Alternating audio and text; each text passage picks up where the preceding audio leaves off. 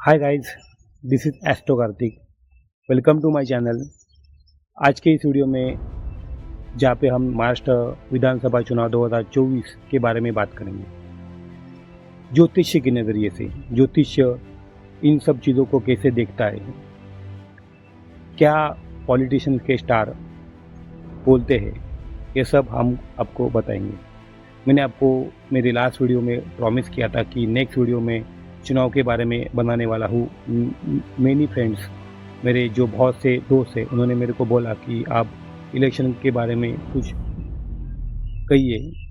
जैसा मैंने कर्नाटक इलेक्शन के बारे में बोला था, राजस्थान इलेक्शन असेंबली, और जो हाल ही हरियाणा इलेक्शन हुआ है, मेरे बहुत सारे प्रेडिक्शन, लोकसभा इलेक्शन जो 2 मई में हुआ था हमारा, तो बहुत सारे प्रेडिक्शन सच हुए थे। तो मुझे बहुत से फ्रेंड्स ने कहा कि आप इलेक्शन के बारे में, महाराष्ट्र असेंबली इलेक्शन के बारे में बताओ।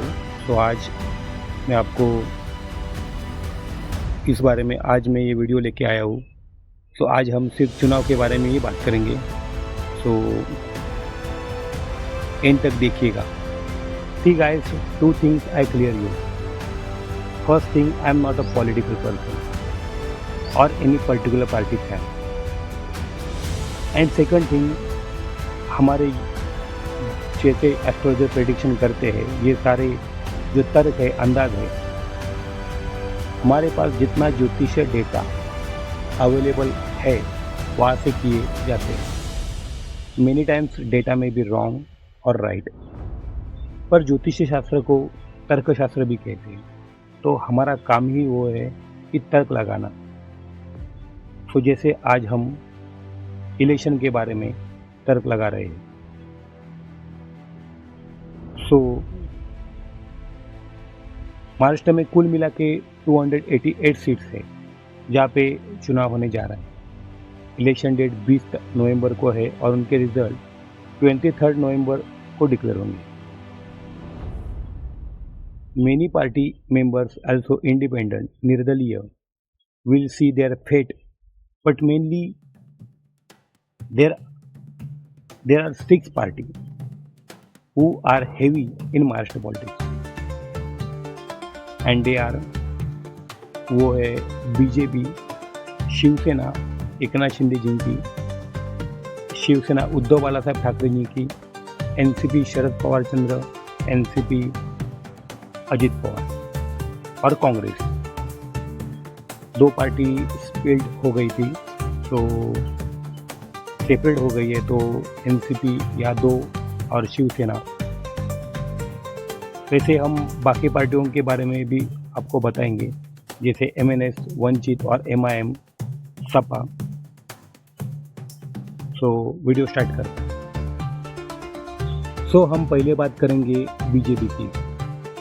बीजेपी के जो महाराष्ट्र के लीडर है देवेंद्र फडणवीस जी साहब है। हमने 2014 में देखा कि बीजेपी को यहाँ 122 सीटें आई थी। उसके बाद 2019 में 105 आई थी, कम हुई थी। लोकसभा में भी बीजेपी को सीट्स कम हुए हैं। और अभी जो नवंबर में आने वाला इलेक्शन है वो फडणवीस साहब के लिए बहुत बड़ा चुनौती पूर्ण है। It is not easy election for Devendra ji Fadnavis साहब। एंड वाई, और क्यों? जैसा कि हम देवेंद्र फडणवीस जी की कुंडली का अध्ययन करते हैं, तो उनकी दशाएं अच्छी चल नहीं रही है। उनकी 7.5 अब तक चालू है, और भी बहुत सारे गोचर उनके लिए अच्छे चल नहीं रहे हैं। तो मुझे लगता है कि इसका परिणाम बीजेपी पर अवश्य होगा और उनकी सीट्स कम होंगी, यानी बीजेपी की सीट्स कम होती दिख रही है।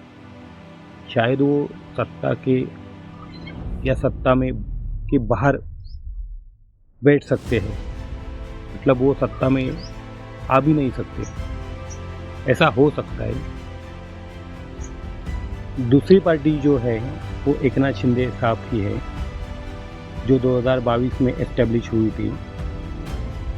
एकनाथ शिंदे जो कि current CM of Maharashtra. Eknath Shinde ji की अगर हम कुंडली के बारे में बात करेंगे तो स्टार बहुत ही बढ़िया है, बहुत अच्छे हैं। जिस तरह से इलेक्शन हो रहा है और उनके परिणाम की जो तारीख है वो एकनाथ शिंदे जी के लिए दिन बहुत अच्छे साबित हो सकते हैं। एकनाथ शिंदे जी मुझे लगता है कि वापस सीएम बन सकते हैं अगर उनका सत्ता का गणित बैठ गया तो, और उनकी सीट अच्छी तरह से आएंगी। तीसरी पार्टी है जो है वो शिवसेना उद्धव बालासाहेब ठाकरे जी की है। दशाएं तो उनकी बहुत अच्छी चल रही है पर गोचर कुछ ठीक नहीं है।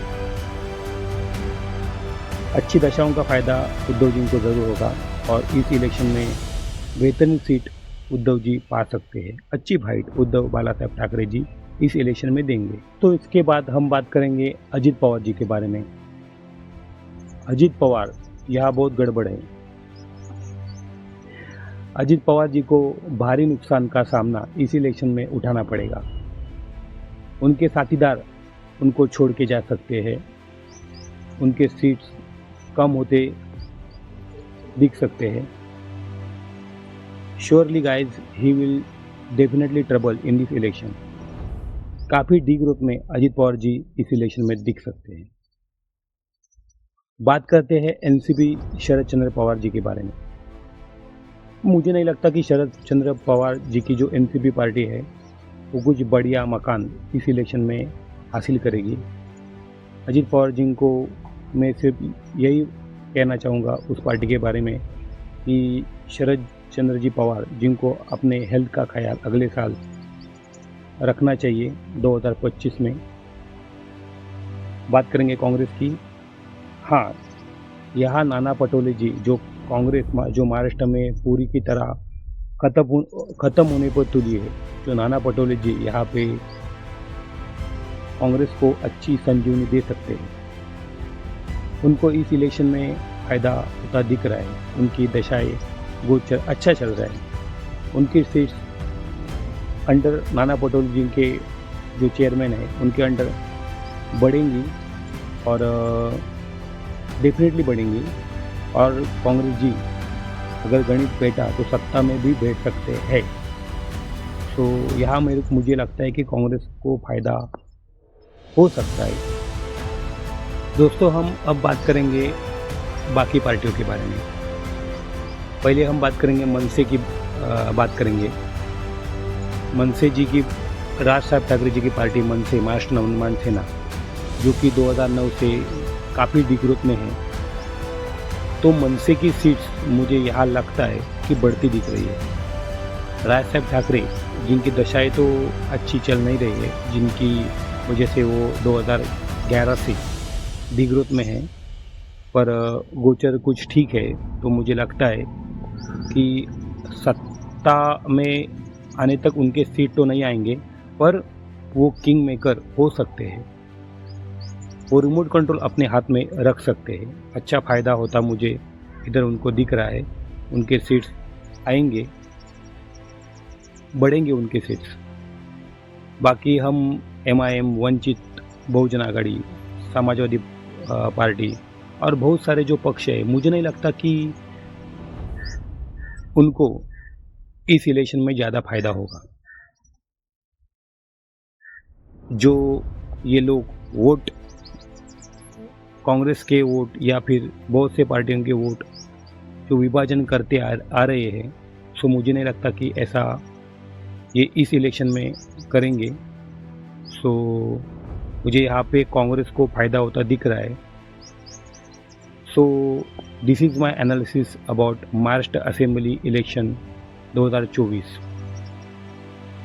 अब नेक्स्ट वीडियो में हम बात करेंगे कि कोकण विधानसभा चुनाव, मीन्स कोकण के जो 5 निर्वाचन क्षेत्र है